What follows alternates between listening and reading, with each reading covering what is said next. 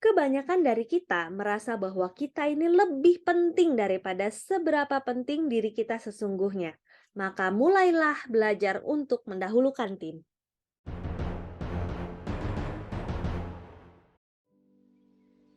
Failing forward, mengubah kegagalan menjadi batu loncatan. By John C. Maxwell. Bab ke-9, bagian ketiga.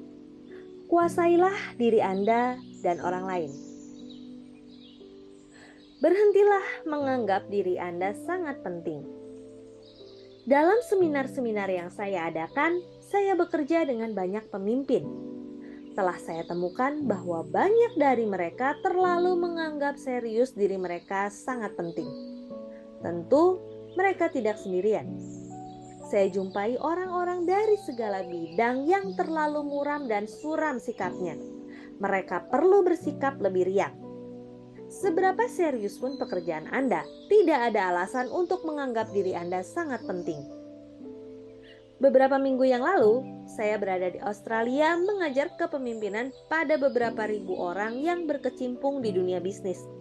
Saya membagikan bagaimana kebanyakan dari kita merasa bahwa kita ini lebih penting daripada seberapa penting diri kita sesungguhnya. Saya katakan pada mereka bahwa pada hari saya meninggal nanti, salah seorang pendeta saya akan menceritakan hal-hal lucu tentang saya. Namun, 20 menit kemudian, hal terpenting yang ada di benaknya adalah mencari salad kentang di resepsi saya. Anda perlu memiliki rasa humor tentang hal-hal ini, terutama jika Anda bekerja dengan orang lain. Komedian Victor Borge merangkumnya begini. Tawaria adalah jarak terpendek antara dua orang individu. Jika ada orang yang memiliki alasan untuk menekuni pekerjaannya dan bersikap sangat serius, itu adalah Presiden Amerika Serikat.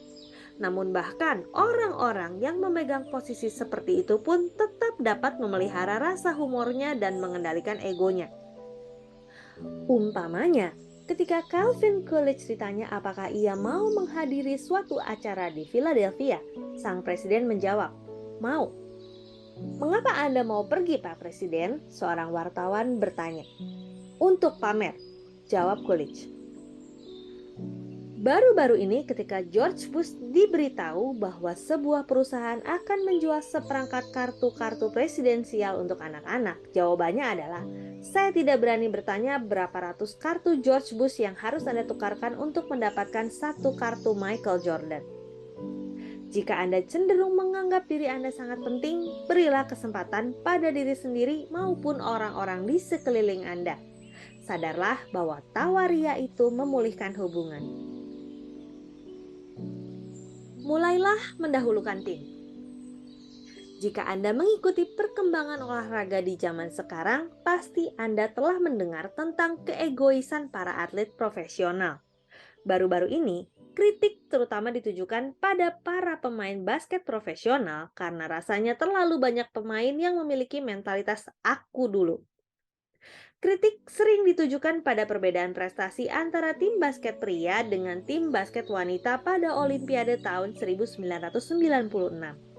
Jumlah pemain berbakat dalam tim pria jauh melebihi lawannya, namun para pemain terkadang sulit bermain secara tim.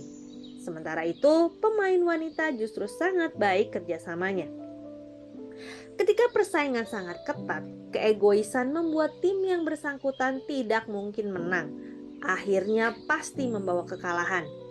Jika hanya bakatlah yang menentukan, maka pasti LA Lakers di akhir tahun 90-an akan meraih kemenangan.